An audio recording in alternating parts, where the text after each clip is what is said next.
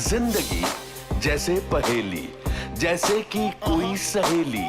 जिंदगी जैसे कहानी, थोड़ी नई थोड़ी पुरानी। कभी चाबुक, कभी चॉकलेट, कभी रौनक, कभी धक्कम पेल।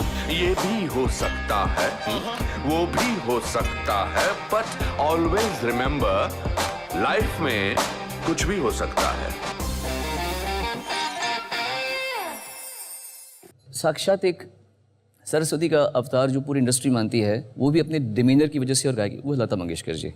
आई feel these two are my musical father and mother. Do you think आजकल जिस तरह से आपने नाम लिए मोहम्मद रफ़ी साहब के, ये पर्सनालिटी कल्ट ऑफ सिंगर्स कम हो गया है, खत्म हो गया है ऑलमोस्ट? What has changed? मेरा ये मानना है कि कला तो है किसी भी फील्ड में। What makes a person long lasting is the personality behind it. उसकी सोच, कला उसको एक जगह पे पहुंचाती है। उसकी ग्राउंडिंग जो होती है वो उसका कैरेक्टर बनाता है। आप में कितनी हिम्मत है। मेरा मानना ये है कि you have to be very malleable. जहाँ जैसे लोग हैं वहाँ वैसे बन जाओ। You also should provide an atmosphere people would want to work with you. और ये माहौल आर्टिफिशियल सुपरफिशियल तरीके से नहीं बन सकता। अगर आप नॉर्मल रहेंगे तो आप लंबा चलेंगे। तो लॉन्ग लास्टिंग वो होते हैं मेरे ख्याल से लोग जो अपने पीक में इंप्रेशन इतना अच्छा बनाते हैं कि लोग, people want to be with them, people want to work with them. जिन जिन लोगों ने ऐसा किया है वो लंबा चले हैं, including you. I think people would not be wanting to work with you if you were an obnoxious human being. Acting भी की आपने एज अ स्मॉल किड? जी, as a child. Master Sonu Betaab में किया था। बेताब में कामचोर, उस्तादी उस्ताद से। How did you get into acting?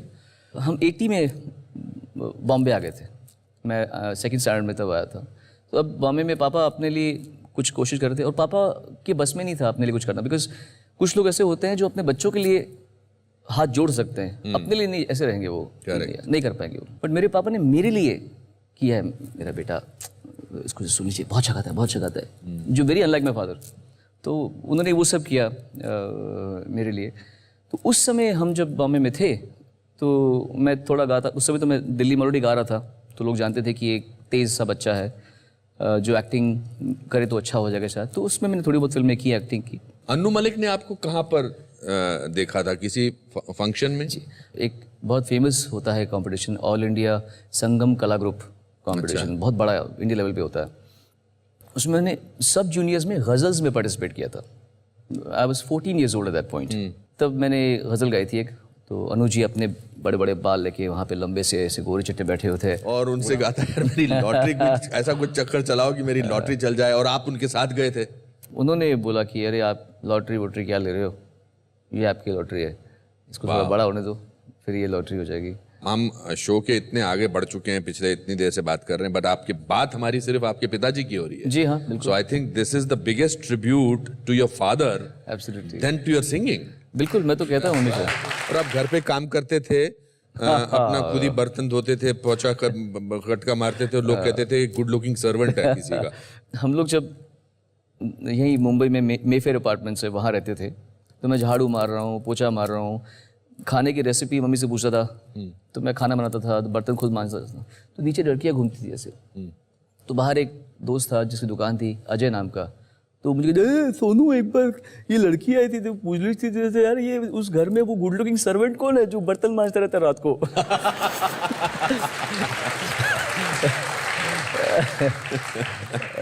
आपको काफी वो डमी सिंगर क्या कहते हैं? हाँ जी, वो ये था कि जब मेन सिंगर नहीं मिलता, हाँ, तो किसी for the sake of shooting, correct, किसी और सिंगर से करवाते, जो अभी भी ऐसा होता है। तो एक गाना था, कंपोजर थे अमर हल्दीपुर जी और उत्पल जी, जो अब नहीं रहे, उत्पल विश्वास। मुझे मिलाया था उषा खन्ना जी ने। उषा खन्ना जी का मेरे पे बहुत बड़ा उपकार है। मगर 1942 लव स्टोरी, हाँ, वो भी उसके पहले का। उसमें आपको वो क्या हुआ था, 1991 में हम लोग जब आए थे यहाँ पे, तो 92 तक कुछ नहीं हो पा रहा था हमारा।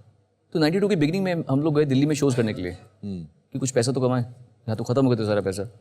तो 2-2.5 महीने बाद वापस आए और मधुर ध्वनि एक स्टूडियो था, उसके संपत जी थे। उन्होंने मुझे बोला, अरे सोनू तेरी किस्मत खराब है यार, तेरे को पंचम दान ढूंढ रहे थे यार। मैंने बोला क्या? हाँ, उनकी फिल्म आ रही है कोई यार, तू जा, तू अभी जा, वहाँ रिकॉर्डिंग चल रही है फिल्म बॉम्बे फिल्म सेंटर में रिकॉर्डिंग चल रही। तो हम वहाँ गए, वहाँ ये जावेद साहब बैठे हुए हैं, विद्यु विनोद चोपड़ा बैठे हुए हैं, पंचम दा बैठे हुए हैं। तो पंचम दा मुझसे पहले मिल चुके थे, उनको मैं बहुत पसंद था। तो उन्होंने बोला अरे अरे झाड़ू झाड़ू, ये लड़का बहुत कमाल का है, बहुत कमाल लड़का है, बहुत कमाल लड़का है। तो मैं खड़ा होकर बैठ गया, क्योंकि वहाँ पे कुमार शानू जी का वेट हो रहा था। एक दिन पहले वो आए थे, विद्यु जी ने उनको भगा दिया था किसी वजह से, तो हमें उम्मीद थी कि वो नहीं आएंगे, तो मैं गा दूंगा, ऐसे कुछ हो गया। फिर अचानक शोर मचा, शानू था, शानू था, शानू आ गया, शानू आ गया, शानू आ गया, शानू आ गया, शानू आ गया। देखा तो आया, बोला दादा, बोलो दादा क्या अभी, चलो करें दादा, रिकॉर्डिंग करें। अरे मैंने बोला अपना चांस गया।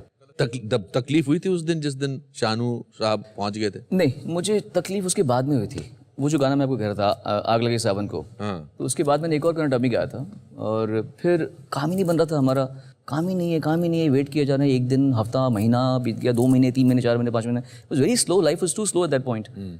तो बड़ी उम्मीद से एक बार मैं सुदीप स्टूडियो में गया, टी सीरीज़ के, और मैंने वहाँ से पूछा उनसे कि मेरा गाना जो 2 शूटिंग हुए थे, तो भाई मिश्रा जी रिकॉर्डिस्ट थे जो मर गए बेचारे, वो कहते हैं बेटा वो गाना अभी डब हो गया, गाना डब हो गया। और था तो मैं बच्चा ही उस समय। मैंने बोला अच्छा ठीक है। मुझे आज तक वो दिन याद है, 2nd फ्लोर से मैं उतर रहा था, सुदीप स्टूडियो के टी सीरीज़ का स्टूडियो था खार में। 1st फ्लोर के स्टूडियो के बीच में रुका और मैं फूट फूट के रोया, जैसे नाक निकलने में रोना होता है ना, वैसे ऐसे बोल रोया। मैं बोल रहा हूँ भगवान, इतना अच्छा गाने के बाद में भी अगर मेरा गाना नहीं रह सकता तो शायद मुझे कुछ मिलेगा नहीं अभी, ये लगता है मेरा टाइम नहीं आया अभी। मैंने उषा खन्ना जी को फ़ोन किया, मैंने उषा जी मैं आ जाऊँ? तो उषा कहती हाँ बेटे बेटे आजा आजा आजा बेटा। तो मैं गया उनके पास में, उन्होंने मुझे खूब प्यार किया। चिंता नहीं बेटा, तेरा टाइम आएगा, तेरा टाइम आएगा, तू बहुत अच्छा गाता है, टाइम आएगा तेरा। सो इसीलिए मेरे लिए दिल में इनकी बहुत इज्जत है, क्योंकि इन लोगों ने मुझे उस समय सर पे हाथ रखा जब मुझे अकल ही नहीं थी दुनिया की। They just actually pushed me कि आगे बढ़। ऐसे बहुत सारे लोग मिल जाते हैं जी। Which was that one song which changed your life? Fortunately, my life kept changing in different stages. I'll tell you how. My first exposure to subtle fame was अच्छा सिला दिया तूने मेरे प्यार का, यार नहीं लूट लिया घर यार का। वो जो बेवफा सनम एल्बम आई थी, उसमें वो जो गाना था वो हिट हो गया था, जिससे मेरे को थोड़े से शोज में पैसे बढ़ गए थे मेरे। पर फिल्मी गाने नहीं मुझे मिलते थे उस समय भी, तो मेरे करियर स्टार्ट नहीं होता। आई स्टार्टेड डूइंग वर्जन्स, भजन, राजस्थानी गाने, मराठी गाने, उड़िया गाने, ये गाने वो गाने खूब सारे किए। नेट प्रैक्टिस हो गई बहुत सारी मुझे। फिर समा बदला, एक म्यूजिकल चैनल शो आया था, उसने मेरी ज़िंदगी पूरी बदली। उस शो के माध्यम से मैं लोगों के घर पे पहुंचा, घर घर तक पहुंचा। वो मेरे लिए बहुत बड़ा चीज़ था। उसके बाद कुछ गाने आए जिन्होंने मुझे मेन स्ट्रीम फिल्म म्यूजिक में डाला। पहला था संदेश से आते हैं बॉर्डर का, जिसने मुझे लोगों को सिंसियर सिंगर बोला कि हाँ भाई सिंसियरली गाता है। इमीडिएटली 3 महीने के बाद में परदेश का ये दिल ठक दीवाना, ये संदेश से आते हैं और ये परदेश एक ही सिंगर गा रहा है। यहाँ से विश्वास बढ़ा कि यार तो इसका कुछ है, इसका कुछ एक मीटर यहाँ से वहाँ तक चलता है इसका।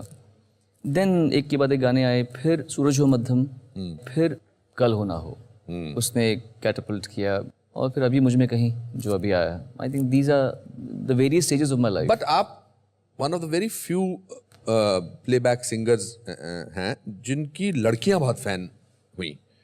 आप शायद इजराइल कहीं गए थे कभी? मुझे लगा था कि अभी थोड़ा सा फेमस हो रहा हूँ, ठीक है, तब नया नया टेलीविज़न शो स्टार्ट हुआ था। मुझे नहीं पता था कि इजराइल में मेरे कोई चाहने वाले हो सकते हैं। तो मैं पीछे जा रहा था, मेरे साथ सुदेश भोसले जी थे और आगे चंकी पांडे चल रहे थे। अचानक मुझे आवाज़ आई, चंके चंके, लड़कियाँ चिल्ला रही चंकी चंकी। और मैं अपना लगेज का ट्रॉली लेके देख रहा हूँ कि ये होता है एक्टर्स यार, तो सिंगर्स को कहाँ ये सब नसीब होता है। और मैं करते जा रहा हूँ आराम से। अचानक मुझे लगा कि कुछ हड़कंप मचा हुआ है आसपास। वहाँ से आवाज़ ऐसी आवाज़ आई, तो वो सब लड़कियाँ वो सारी हटके मेरे पे कूदी। और जो मुझे मज़ा आया अनुपम जी,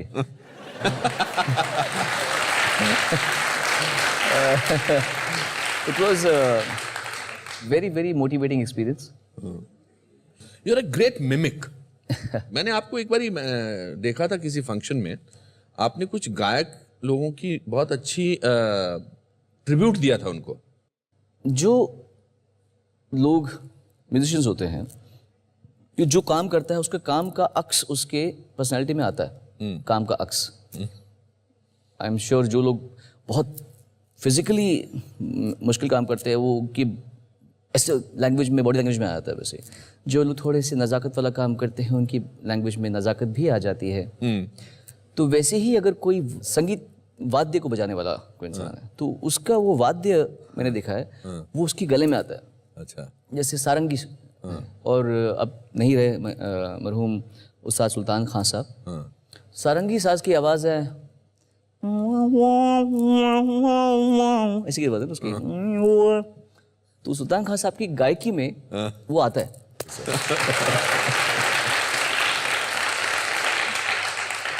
मैं आपको एक बात बताऊं और मैं आपको ये एक बड़े भाई के नाते बता रहा हूँ, don't let people change you. No, मैं थोड़ा अंदर हो गया हूँ। हाँ, कैमरा बाहर से अंदर हो गया। मुझे भी पिछले 1-2 सालों से लगा कि आप जो हैं अंदर चले गए हैं। थोड़ा वो बट व्हाई? लगा बहुत मिल लिया सबसे।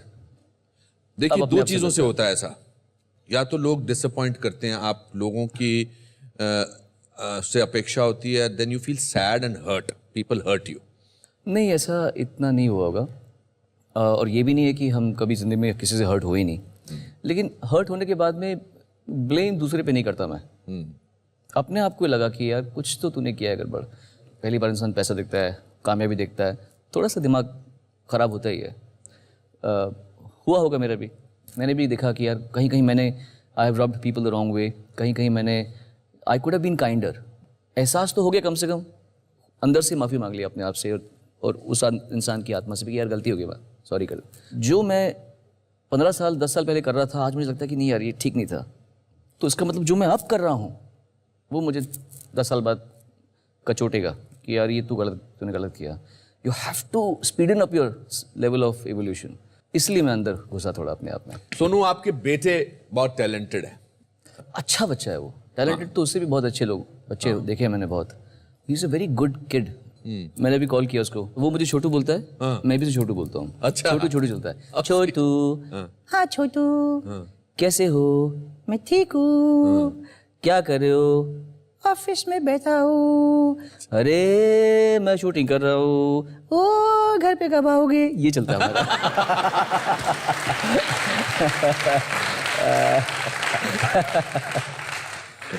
उसका अच्छा होना, उसका श्रेय आपको जाता है या आपकी वाइफ को जाता है? इक्वली जाता है, क्योंकि उसको हमें एक बिगड़ा हुआ फिल्मी बच्चा नहीं बनाना। आई जस्ट थॉट कि इसको जितना हो सके थोड़ा सा प्रोटेक्टेड रखें अपना। एक बात बताइए, निवान में आप अपने फादर का क्या चाहेंगे और अपना क्या चाहेंगे? मेरे फादर का कैरेक्टर, मेरे फादर की जो एक खुदारी है वो बहुत कमाल की चीज़ है। ईमान के बड़े पक्के हैं और सबसे बड़ी खासियत पापा में है जो मेरे ख्याल से मुझ में भी है, वो ये है कि हम लोग सिंपलेस्ट मीन्स में जी सकते हैं। हम लोग को ये नहीं है कि अगर ये चीज़ नहीं मिली तो हमारा क्या होगा। बट पापा वैसे थोड़ा छुपे हुए रहते हैं। I am still extrovert. So that you will want both the qualities. I want him to be having both the qualities.